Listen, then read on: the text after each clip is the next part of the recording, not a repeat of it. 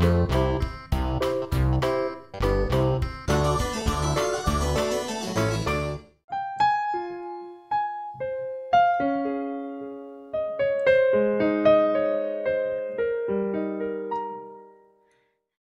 친구들, 빨갛게 노랗게 다채로운 색으로 물드는 자연의 흐름 가운데 여러분의 심성도 각자에 맞게 알록달록하길, 그러나 신앙은 오로지 말씀의 빛으로 통일되길 바라요.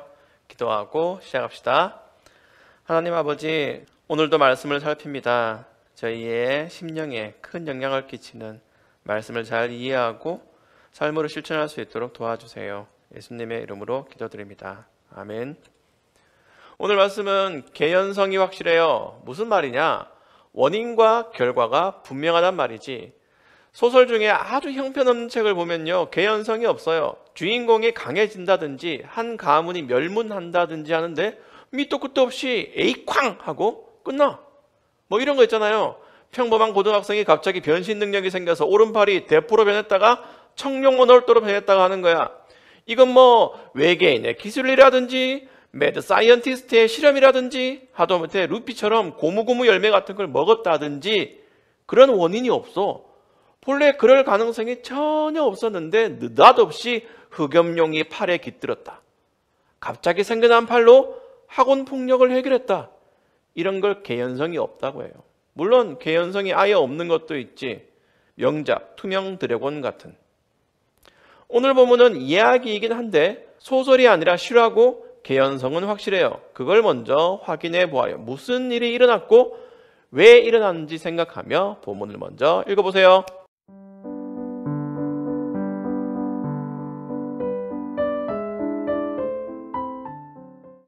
이스라엘에게 무슨 일이 일어났나요? 침략을 당했죠. 미디안 백성이 이스라엘을 다스려 버렸어요. 강하고 잔인한 미디안 때문에 이스라엘은 동굴이나 산성에 숨어 지내기도 했대요. 겨우 농사를 지어도 다 빼앗겼어요. 이스라엘의 어른만 아니라 노인과 아이까지 모두 굶주림에 시달렸어요. 6절에서는 그걸 통틀어 미디안 사람들의 약탈 때문에 이스라엘이 매우 가난해졌다고 요약해요. 이스라엘은 비참하고 괴로운 인생을 겨우 살아내고 있었던 거야. 우리는 왜 이런 일이 생겼냐보다 먼저 어디서 이런 일이 생겼느냐를 따져봐야 합니다. 그래야 본문의 개연성을 연결할 수 있어요. 궁리해 봅시다. 출애굽기와 사사기를 묵상하면서 여러분 머릿속에 들어간 지식을 탐색하세요. 이스라엘이 사는 땅을 뭐라고 부르나요? 그리고 그 땅의 별명은 두 가지입니다. 오랜만에 이벤트! 세 가지 답을 나에게 보내면 아주 즐거운 상품권 보내줍니다. 컨닝하지 말고 미리 보지 말고 생각해서 나에게 문자를 보내서요. 선착순 아니에요. 맞춘 사람은 누구든지 준비다. 도전해보세요.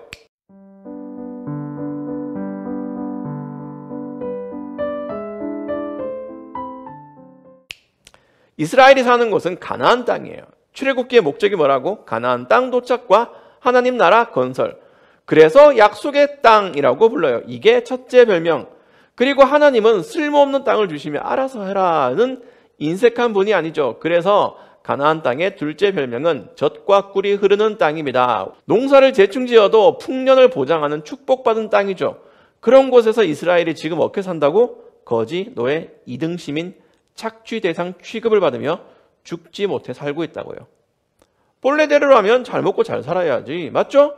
본래대로라면 6년마다 대풍년을 경험했을 거야. 하나님의 계획대로라면 이스라엘은 가나안 땅을 세계의 중심으로 확장시켰겠지. 그러나 현실은 정반대.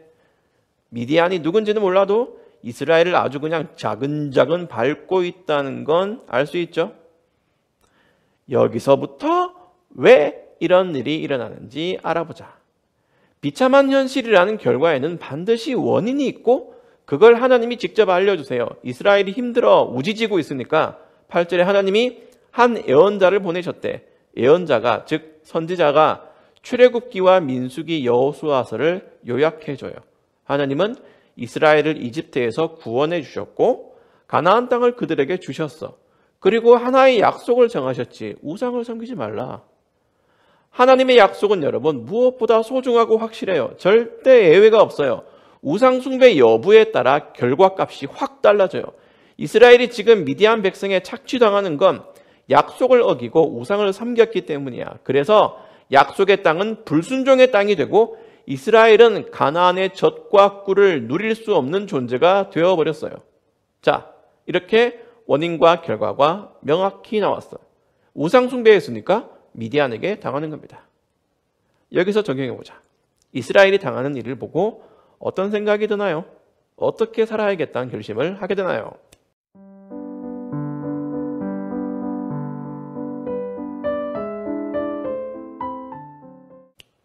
첫째로 당연히 죄 짓는 것을 줄여야지. 친구들, 죄는요 가성비가 너무 안 좋아.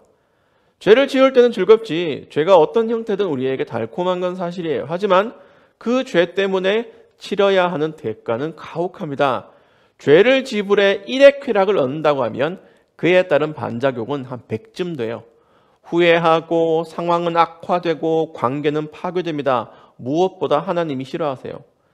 죄 지을 때마다 하나님이 핵꿀밤을 때리지는 않으셔. 하지만 죄에 빠지는 그 상황대로 내버려 두실 수 있어요. 하나님이 잠시 내 옆에서 출타하실 수 있어. 그러면 나는 외로워지고 앞길이 캄캄하고 방황하게 됩니다.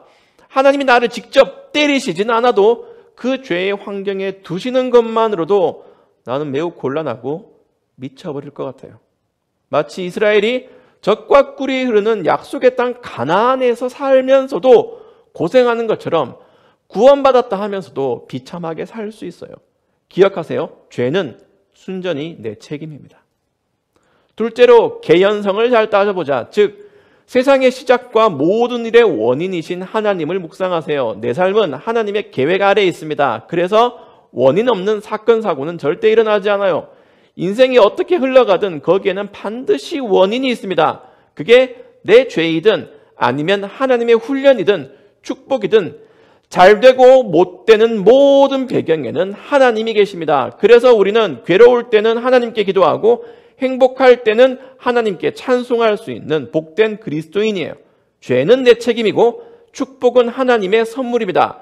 그러니 선물을 받고 싶으면 이벤트에 잘 참여하든지 경건생활 열심히 해서 하나님 마음에 쏙 들면 됩니다. 선택 잘하세요. 가성비 극악의 죄돌이로 사느냐, 꿀 떨어지는 인생으로 사느냐는 내가 어떤 삶을 사느냐에 크게 좌우됩니다. 물론 나는 여러분이 허니버터 브레드 같이 사는 걸 원해요. 기도합시다. 아버지 하나님, 오늘도 말씀을 살펴보았습니다. 저희 모두는 즐거운 인생, 꿀이 뚝뚝 떨어지는 인생을 원하는데 그 방법, 비결을 오늘 말씀에서도 발견하게 되었습니다. 저희의 삶이 비참할 때는 저희의 죄를 돌아보게 하시고 저희의 삶이 행복할 때는 하나님 앞에 내 인생을 돌아보는 그런 그리스도인이 될 수 있도록 도와주세요. 예수님의 이름으로 기도드립니다. 아멘. 여러분 단풍 구경 잘하고요. 우리 다음 영상에서 다시 만납시다.